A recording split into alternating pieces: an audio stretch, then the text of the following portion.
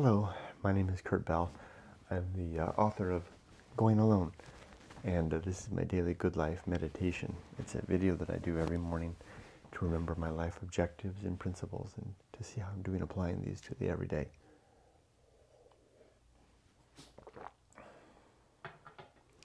I do this in order to keep myself on track. Life needs some grounding and some principles, something to measure measure the passage of time to see if it be good, and to help make decisions along the way. And that's what this does. So what I do is I first talk about the last 24 hours, including last night, how I slept, and then I still got sleep in my eyes, and the allergies have kind of got me. And then I go over my life objectives and principles, a creed that I call the good life, that I plan for the coming day. So let's begin. First, last night and yesterday, I slept really good last night. Another night of sleeping all the way to the alarm. Yes. Feels good to do that. And I feel, as a result, I correspondingly feel good this morning. Feel better than I have for quite a while, actually. Pardon me. Except I do have these allergy stuff in my eyes. So I feel that. It was a good night. Yesterday was a solid day of work. I was so tired by the end of the day. Maybe that's why I slept well. So tired by the end of the day. But it was a great day of work. I got so much done. I had a big training event, half-day training event that I kind of was overseeing. It went well. But I need to do, it's my day off. It's my Friday off. I need to do some work today. And I will. So I'll get up after that. I'll take care of all this video stuff, read my Bible, etc. And off we go. Anyway, here we go. The good life. 7 objectives and 32 principles. The first objective is to be always ready to die, to have my life affairs and my relationships and my life's work in order, so that if I pass today, I've left things in an agreeable state. 2 is to make good and effective use of my time, to not waste my days or flitter them away. Lots of books to read, lots of walking to do. For the most part, my relationships are in good order. My life's work is in good order. My book is done. So now it's a matter of just spending good time, improving the nick of time, as Thoreau would say, and to live a more virtuous life, where virtue is defined as the improvement of the well-being of thinking creatures. 3 is the development and maintenance of good and sound life principles.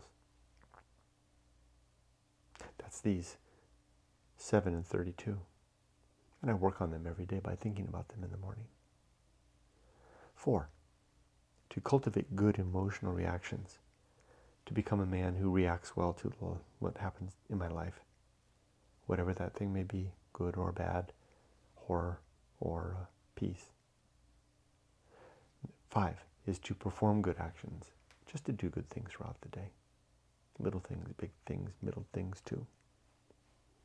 6, to recognize my true limits and my true opportunities so that I can better abide these, that I can be more stoic in my life in terms of recognizing what is within my limits of control, and to apply my attentions and my sense of connection, namely, to those things, to use apathy, to keep my sense of connection, the engagement on those things that are within the scope of my control. And then lastly, to do just one thing at a time, and to always do that thing slowly and deliberately and carefully.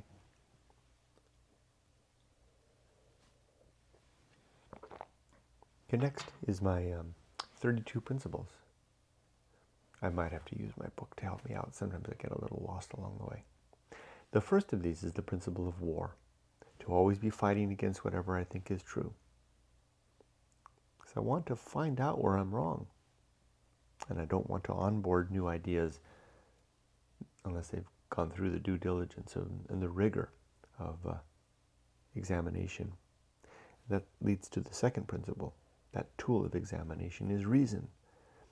And there are three sub-principles: honesty, objectivity, and doubt. I want to be a reasonable man who is honest with others and myself, reasonable in my conclusions, and a fierce skeptic. If I can do this and I can live a reasonable life, and reason is the arbiter of truth, then I can have a means to onboard and carry things that are more likely true than not. 3. The homunculus. The homunculus is just a simple idea. Since I don't believe I have a soul, I don't think any of us do. I don't, by extension, I don't believe there's any gods. I don't believe there's any afterlife, heaven or hell, etc. I believe we just have what we have right now. Since I don't have a soul, I do have, though, something that is a little thing that seems to be inside my head, right behind my skull, between my eye, behind my eyes, right between up here. It's my consciousness. I think it kind of feels like it's there, doesn't it? Like a little man up there running the machinery. And I borrow the old term homunculus, which means the little man inside, to describe that. And I use this principle to remember that I'm mortal, and to remember that my time is fleeting, and my opportunities are scarce and diminishing in number due to the limited amount of time that I have every day as my days wind down, but also diminished in terms of my diminished capacity and capabilities that I feel are faltering. So the homunculus is the thing that lives inside me and will soon pass forever, just as I will. Soon being a relative thing, but it is soon, in a relative sense. Death is imminent for all of us. The next principle is called the Anchorhold, and it's a place for the homunculus to live. Now, I like to picture as the Anchorhold. Now, the Anchorhold borrows, again, from an old term. Describes men or women who would have joined themselves to the grounds of a church, had themselves walled within a little keep, a little sanctuary, maybe connected to the church, like a male anglerfish, attached to the female anglerfish, going along, following her through her life. And then the anchorite or anchoress, as if it's a female, there would be a hole put in the wall. So they would anchor, they would create a little sanctuary connected to the church. Mention the big church there in medieval times, maybe the Dark Ages, and then have the little anchorhold there. That's what it was called, the Anchorhold. And then poke a hole through it, and they could look through, and it's called a squint. And the anchorite or the anchoress could look through and watch the sermon, and food could be passed in and waste taken out. For me, I borrow that term. Fascinating concept, right? I mean, to sequester yourself away for a life of piety. The Anchorhold is a term that I use I change it a little bit. Instead of being a little sanctuary connected to a church, it's I picture it as a rock sticking out of the sea, and there's the Anchorhold, the homunculus, sitting on the rock with the waves and the sea churning around, and the tide rising and the tide lowering. And when it's high, it kind of threatens the homunculus. It might knock it off with a wave, or it gets all slippery and falling. And if you get in the water, you're dead. That's the end. So I like to picture that, to imagine and remind myself of the precariousness of my life and living. In fact, I picture all of us on our own little rock in the sea. You're over there on yours, and I can wave at you. I can shout across the water, indistinctly heard, semaphoring, and that's the best we can do. Periodically, you turn around. Someone that was on a rock yesterday, their rock is clear today. No one's there. Maybe someone else will appear on their rock tomorrow. They're swept into the sea and gone forever. The impermanence of life and things. So, just a second.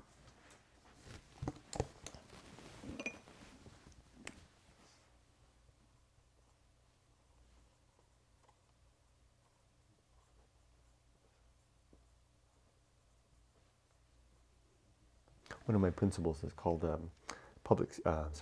the season of philosophy, which is the time that you have to, when ideas come and you have to capture them.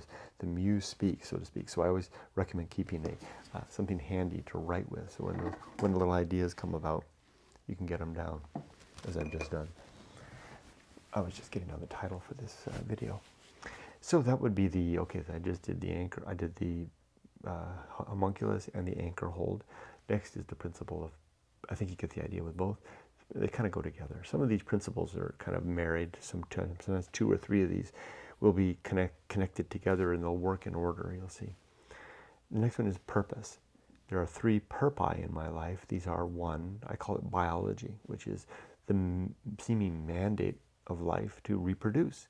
It's the only purpose, I think, that is actually inherent to our natures, right? We seem to be compelled and driven by nature to procreate and make more of ourselves, make more copies of our DNA to get into the next generation. So that's one purpose. And I've got 1 daughter, and she is my purpose to that end. She's 21, soon to be 22, and she's closing in on the end of her college years. That's our purpose, my wife and I. My second purpose is virtue, to be a virtuous human being, where virtue, as I said before, is defined as the seeking after the improved well-being of thinking creatures in particular, as much as possible, the well-being of everything if I can, although that's kind of an intractable challenge. Nevertheless, I try to help those that can suffer, relieve suffering, improving happiness. And then finally, the third is the purpose, is whatever personal and purpose we endeavor to enjoy in our lives. For me, it's the sharing of my book, Going Alone, which is available on Amazon, in hardback, on paperback and ebook. Okay, next is the atomic principle. Everything is made of bits and pieces. Those bits and pieces are compounds, atoms, and molecules. And we're all going to be reduced to bits and pieces when we die. I'm already starting I'm 58, I'm already starting to reduce to bits and pieces, as I imagine you are too, however you are. It kind of reaches kind of like a 25 or so is when you start kind of apex, right, in terms of bodily, constitutional integrity and quality. So the atomic principle is a reminder that not just us, but all things are made of bits and pieces and animated by energy that tend to fall to pieces. And those pieces get reused for something else sometimes. Okay, next is the principle of nature. Everything has some particular nature, including things that are alive. And it's good to recognize what that nature is so that we can live in a better accord with that. For example, it's the nature, I'd like to sometimes pull out of there something that sits before me and talk about its nature. This is my Friday off. I get every other Friday off from work, and my Fridays off have a particular nature to them. They're born with promise. They dawn with promise. I tend to do interesting and fun things that I would like to do otherwise, like I get to work and make this video with a little more leisure and time, take care of chores that I need to do. Sometimes I have a little adventure, etc., etc. It's the nature of it. It also is the nature of these Fridays to be restorative in a way, a chance to recover a little bit and get back on my feet from the hard week of work. Okay, the next principle is maturity, and the sub-principles of wisdom. No, I always do that. I always get them. It's about here that I might need to help with my book to keep me straight. Not maturity, that's next after that. The next principle is called the pirate ride. It's a funny name for a principle. I use it to refer to my belief that free will is an illusion. I call it the pirate ride because I got that idea from the Disneyland attraction, the Pirates of the Caribbean, where you go through the ride, and there seemingly are all of these characters, these pirates and villagers and animals, even animated automatons, little robots, doing their thing. And I remember as a boy seeing the 2 pirates, at the pistol battle across the water, the 2 on the barrel, and they're drunk clearly, and the one is shooting back. And they've been doing that since I was a kid, right? Because I think Disneyland opened just before I was born. That's all they do over and over. They look like they're alive. They look like they're doing things. They don't fool any of us. But we know that they're just robots acting out the script that was imparted upon them by the universe, so to speak. so too are you and I.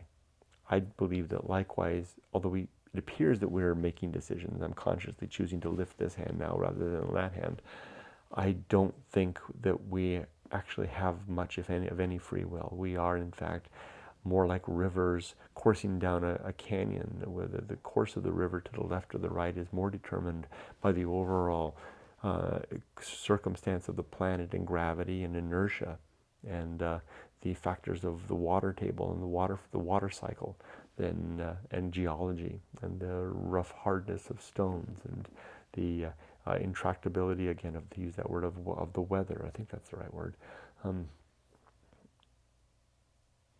I don't think that we have much say over that. The universe is basically it's like a puppet master. And we have a kind of a sense that we're in control, but really what we're doing is we're a decision engine. Our consciousness is a decision engine acting to pick one course or the other, in the same way that a stream chooses to go to the right or the left down a canyon, based more on the overall circumstances of things. The stream's not making the choice. The stream is simply reacting to all the forces and opportunities around it that are managed by governed by the laws of nature. The prescriptive laws, of the descriptive laws of nature, no less. So I don't think we have free will. Sure does feel like it, though, doesn't it? And I can't prove that. So this is one place where I actually exercise a little bit of what I would call a sin, believing things without good reason. I believe this because sometimes you can't help what you believe, even though I can't prove it. The next principle after that is the principle of maturity, which has two sub-principles: wisdom and fortitude. Maturity is that state we reach when we wisely remember our past successes and failures, and then we have the strength, the fortitude to do better in the future. And I think there's a sub-principle there that I'm forgetting. The third one, is it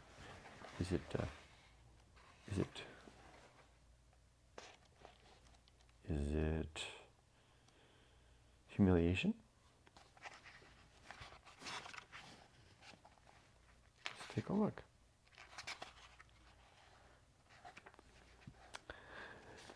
Integrity, that's right. Integrity, of course, yeah. So it's maturity, wisdom. So the sub-principles of maturity are wisdom, fortitude, and integrity, where integrity is being sound and rounded, so to speak, with regard to our principles and our application of those. Having the integrity of actually following through with what we know through our experience and our values, what the best course forward is. Next comes the social. I'm going to borrow the book to help me out with the rest. See, I have these all laid out here, step each one of them. The next one is the social principle. We are social creatures and we need each other, and our best ends are social ends. The three sub-principles here are diplomacy, justice, and conspiracy.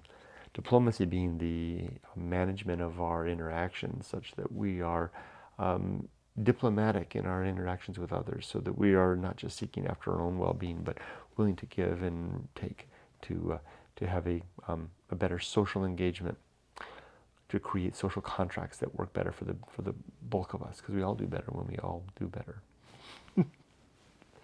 Justice, seeking to abide and create systems of justice for all of us. And then conspiracy is working together to conspiring towards a more just world. Next comes the principle of public speaking, which I've already violated twice today. Public speaking suggests you being very careful about what I say, to use good vocabulary, not fancy vocabulary, but the right words for the right time. And I actually have a sub-principle here called small words. It's like Occam's razor in a little bit, in terms of reducing the number of assumptions, instead of reducing the number of assumptions towards a proposition, towards acceptance of a proposition, or determining which proposition may be true. Some people describe that as simplicity, but it really is the reduction of assumptions. Small word says, use the simplest word for the circumstance. And I kept saying, I was using a word twice so far that I can't remember what it was, that I don't know if it was the right word. And I know better than that. Okay, it's also for public speaking, there's a sub-principle here called rumor, to not traffic in rumor. I should change it up because this is, and then prudence. I should move rumor after prudence. Prudence is again, it's like our integrity in a way, but it's Integrity is this result of prudence, right? Prudence is where we are actually using, it's the decision engine that helps us to make better decisions based on our values and our good, right, reasonable considerations. Then I'm going to put rumor after that, because rumor, the last one is gossip. Rumor and gossip kind of go together. Rumor is, the suggestion of what may be happening. Gossip is talking about other people in particular, and neither of those are good. So I don't want to traffic in rumor or engage in gossip. And gossip is clear. Gossip is when we're talking about someone in such a way that if we suddenly discovered that they were behind us listening to overhearing what we said, we'd be embarrassed. Don't do that. I don't do that. I won't do that. I'm speaking to myself, and it sounds like I'm directing and issuing a recommendation to you. I'm actually recommending just the man in the camera. It's you, Kurt. Don't do rumor and don't do gossip. Okay, next is temperance. Big one. Temperance is our ability to control our consumption of all things. How much work we do, how much play we do, how much food we eat, how much we drink, how much sex we have, how much leisure time we take, how much reading we do, how much walking, how much exercise, etc. Moderation in all things. And there are two sub-principles here, suffering and simplicity. We suffer when we deny ourselves what we want, and a simple life is, by definition, a temperate life. I also have apathy here, but apathy belongs, as I mentioned before, up with the objective number 5, which is the recognition of true limits and true opportunity. Then now, I said before that some principles go together, and here's 3 in a row that go together. Temperance is the first one, followed by life will not go well. Life will not go well. The days are going to be filled and fraught with things that are just not the way we expect them to be. As the singer says, a fly in your Chardonnay, a black cloud on your wedding day, whatever the case may be. This is part and parcel for what it means to be alive. Expect it to go, things not go well. And temperance helps us to temper our reaction to that. And then the third one that goes in that is actually there's 4. The horror show. The horror show speaks to those moments and those circumstances that happen that are part of life not going well, that are horrible. Like getting a diagnosis and being told by the doctor that you have stage 4 colon cancer, that you're going to be dead in 6 months most likely. Or worse yet, that your kid has cancer and they're going to be dead in 6 months. Or having your house burned down. Or a jetliner falling out of the sky, killing 300 people. Whatever the case may be, this is the horror show. Things are going on around us, to us, that are of a horror show level quality. Jason, Friday the 13th level stuff going on. And it's a fact of life. And I usually then, at this moment when I'm talking about this, I kind of turn to the example of Epictetus, the philosopher, the Stoic philosopher Epictetus, the former slave who became a philosopher, and would remind us to ask ourselves if we are exempt from such things, so that we can then manage our reaction. Epictetus would say, does the emperor command me to death now? Did I ever claim that I was immortal? No, I will go to my death now with reasonable, expediency, under circumstances where it can't be otherwise. I can then list for myself, and I've done it before, and it's really hard to do. It's really hard to do this, and I'll give it a try. I could start my day today. I could get up and begin to move over to do my next task and keel over with a heart attack and wind up dead right here. Bleed, a little blood trickle coming out of my nose when I slam my face on the ground. My wife discovering me. My daughter could, it's so hard doing this. It's not so hard when I do it to myself, but when I pull my family into this, it's really hard to do. My daughter could get into an awful car accident and be crippled. It's as far as I can go. It's really hard to do. But did I ever, why did I think that Emily was going to be immune from a car accident? Don't car accidents happen every day to people, killing people, maiming people, ruining their vehicles? All the time? Yes, they do. And I'm not, my family and I are not immune to that. It's really hard to do. Okay, that's the horror show. This is a Stoic philosophy, by the way, at least Stoic infused. So I want to abide the Stoic principles of recognizing what is and what is not within my control. Lastly, it's like getting slapped in the face, damn it. That which must be born is the next principle. That's the fourth in a row for these. That which must be born is the stuff that we have to, there's five, I realize. Now there's five because there's one more.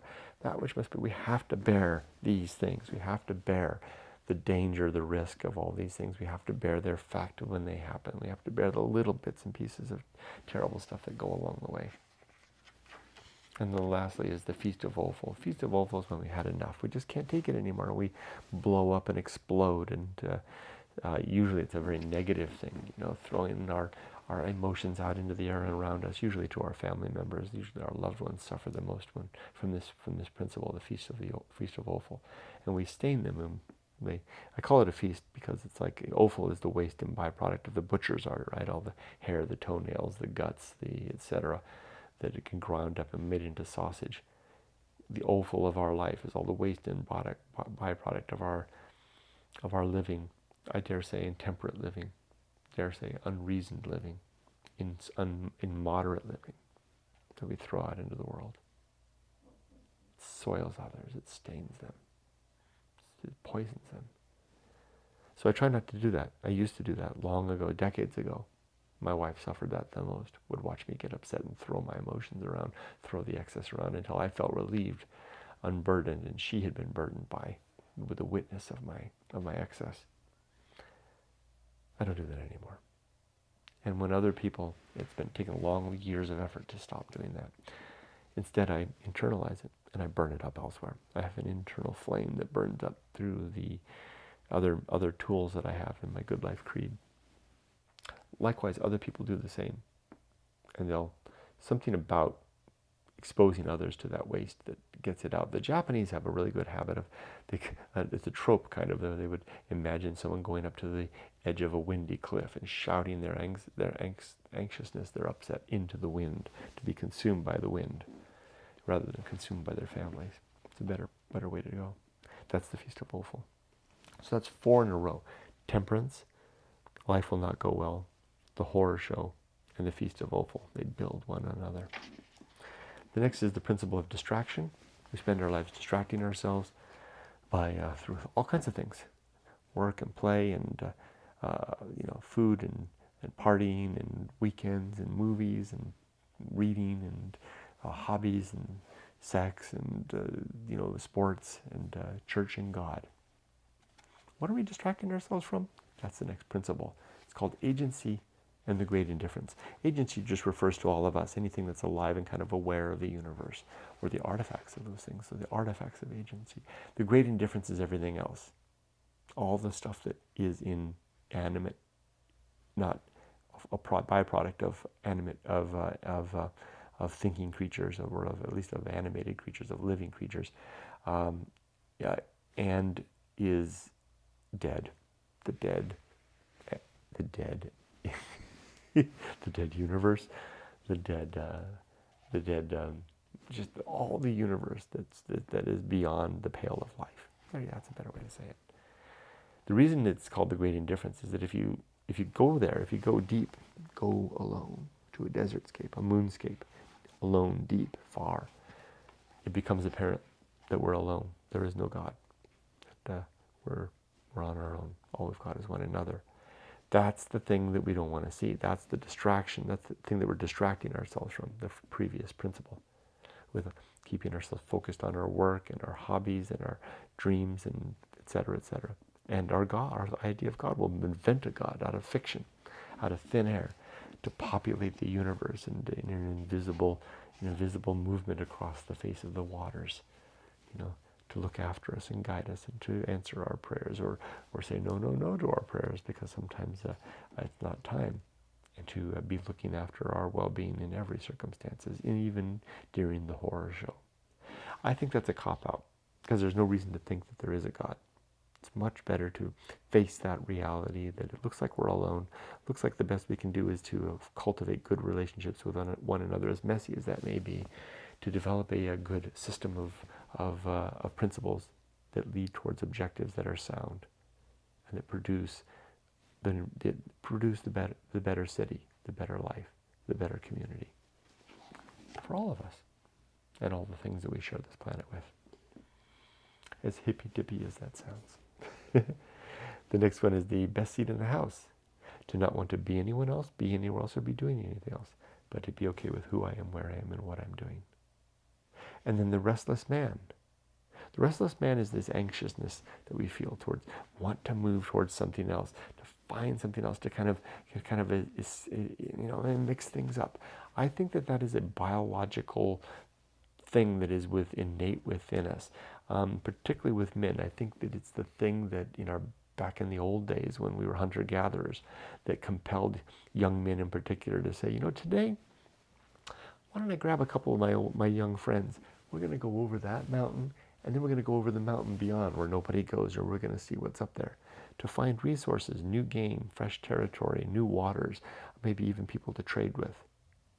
That's the thing that drives us forward. It's that restlessness, that anxiety that moves forward. And today in the modern world, it's not so much a restlessness that comes from the need of resources, but it's a restlessness that's innate. I mean, what are we, 100,000 years removed from our hunter-gatherer, or far less than that from our hunter-gatherer days, but we are still innately driven by that. And I think more so men than women, because in the old model, the women stayed behind in the village and did the gathering and the family raising, etc. They weren't compelled to go 2 mountains over. They were compelled to keep the home and the hearth going.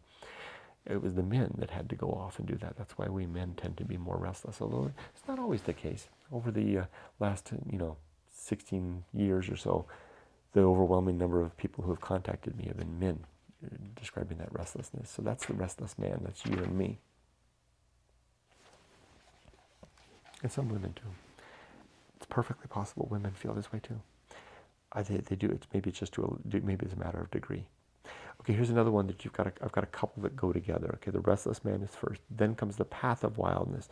The path of wildness is that avenue that we enter onto, that juncture that leads us from one life to another, through a great life adventure. It's actually the thing that takes us from over that mountain and then the mountain beyond. It's a very important thing, and it's an off-ramp of a sort. It's hard to do. There's lots of people who will dream of an adventure in all their life, dream, but never really do it because they never get on the path.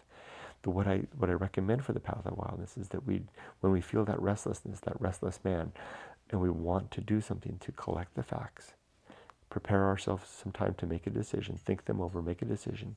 And if we can't make a decision yet, then give ourselves a little more time. If we need a little more time, then think about some more. If we then make a decision, if you still can't make a decision, you just can't give yourself time forever.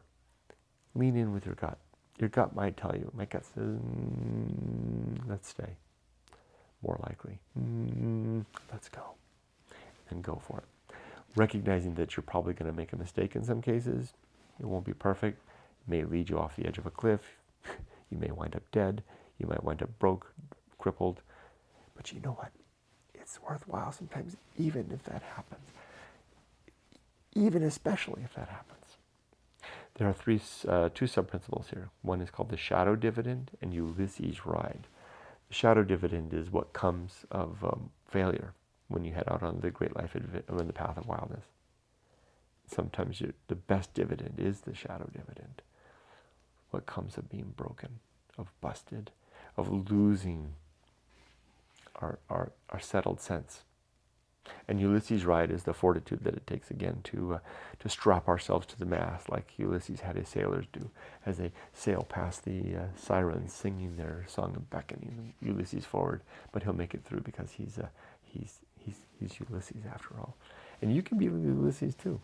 You can have your path of wildness on your great life adventure. So the next one is the great life adventure. That's the second one. So the path of wildness. So the restless man leads to the path of wildness, which leads to a great life adventure, which is one or more experiences in life that form the nucleus of our dog's sleeping, he's doing this, becomes part of who we are. It's our life story. The Great Life Adventure is. And some people are lucky because they kind of get it built into their lives. Veterans, in some cases that have gone to war and survived, they carry with them a Great Life Adventure. It becomes very important. It becomes the centerpiece for their lives. And then finally, I think that's it. Yeah, those are 3. So the Restless Man, the Path of Wildness, Great Life Adventure. Treat those as a package. The next one, almost sneezed, is the risk of avoiding risk. There are 2 levels of risk in life: the surface level stuff and the deep risk. The surface level stuff, there's 5 of those. That is the risk of not getting an education, starting a career, getting a home, creating a family, and saving for retirement. It's easy to attend to those risks because our whole society and our families are built along those lines. We finish high school and we're encouraged to go out and go to college, get a degree, find a good job, find a good girl or guy to marry, settle down, have kids, buy a house, save for retirement. Everyone's going to encourage you to do that. That's why I call it a surface level risk. Even though it's hard, it's surface level because it's part and parcel of a good life, of the really good life that most strive for. The tricky one is the deep risk. The deep risk is spending some time and making some effort to find oneself. Not everyone's going to encourage you to do that. You come out of high school saying, I'd really like to give Hollywood a try. Maybe I can have a star on the Hollywood Walk of Fame, or maybe I can be a musician, or maybe I'll adventure around. Maybe I'll sail across the Atlantic or hitchhike around through Asia. Our parents are going to cross their arm most likely and go, what do you do? I recommend doing it. Go to college first. College is important, not just for monetary purposes. College is important for a lot of reasons, if not alone, just the experience itself. Go to college, get at least a bachelor's degree. That'll take you to 24, 25 years old maybe. Then give yourself from that 24, 25 all the way to 30 is just for you. Go off into the world. Have 1 or more great life adventures. And then, come home broke, sunburned, limping, but grinning, ears scarred up maybe, but grinning from ear to ear with some fantastic stories to tell. Those things will carry you for the rest of your life, and it will assuage and put to rest some lingering questions, beckoning drives that will haunt you otherwise. If you feel compelled in your early 20s to have a great life adventure and you don't do it, be ready to be haunted the rest of your life. Next is sin and damnation. There are 2 broad categories of sin in my life. These relate to 3 actually: being untrue, believing things that are untrue, and gossip. That again, and namely, being untrue is being a liar. So don't be a liar. And then believing things that are untrue. There are 7 categories of that. These are falsity, believing things that are clear,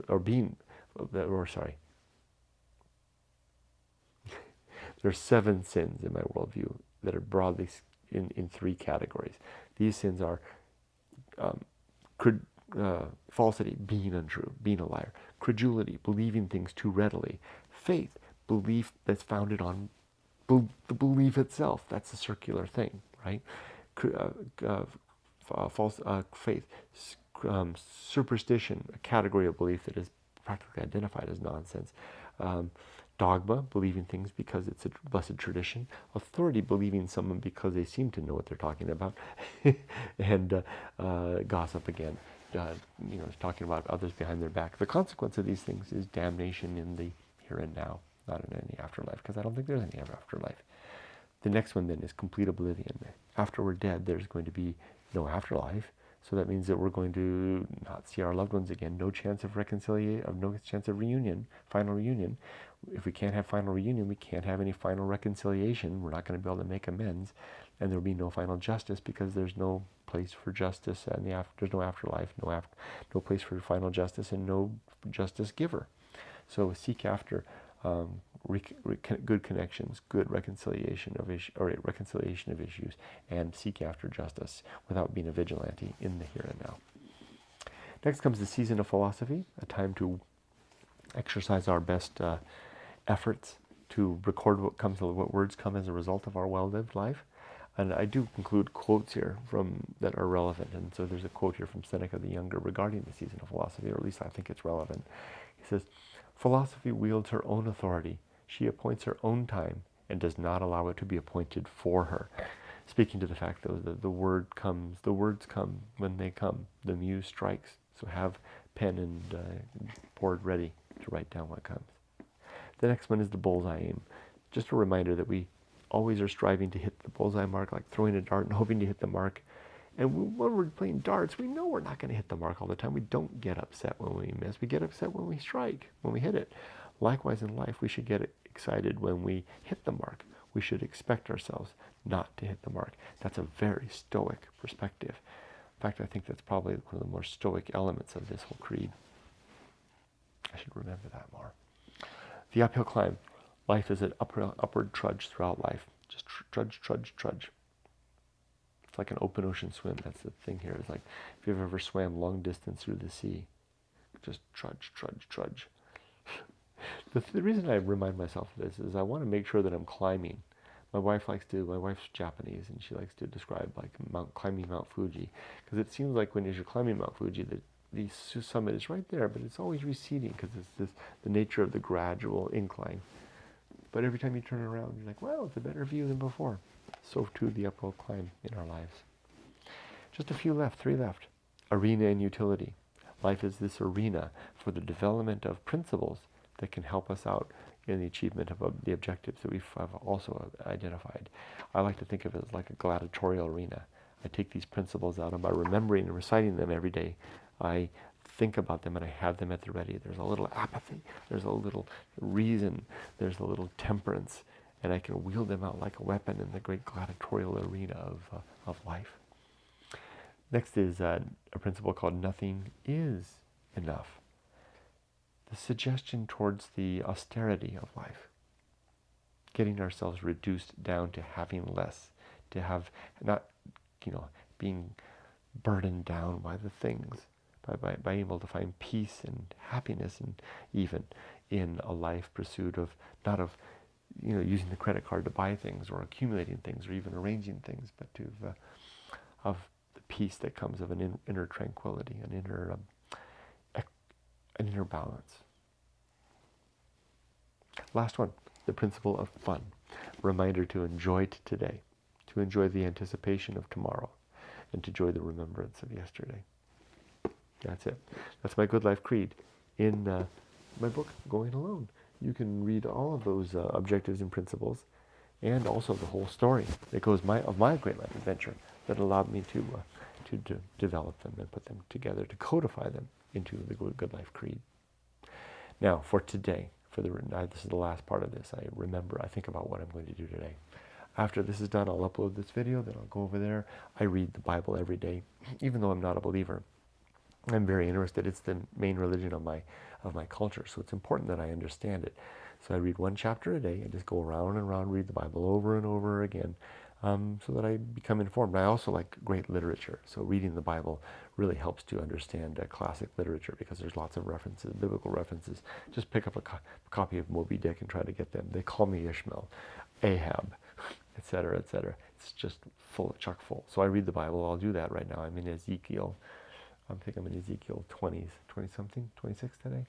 Then after that, I'll go downstairs, feed the dogs, walk the dogs, then come back up here and start my day in earnest. It's my day off. I have some things I want to do. Thanks for joining me. I wish you all the best. Be safe, but not too safe.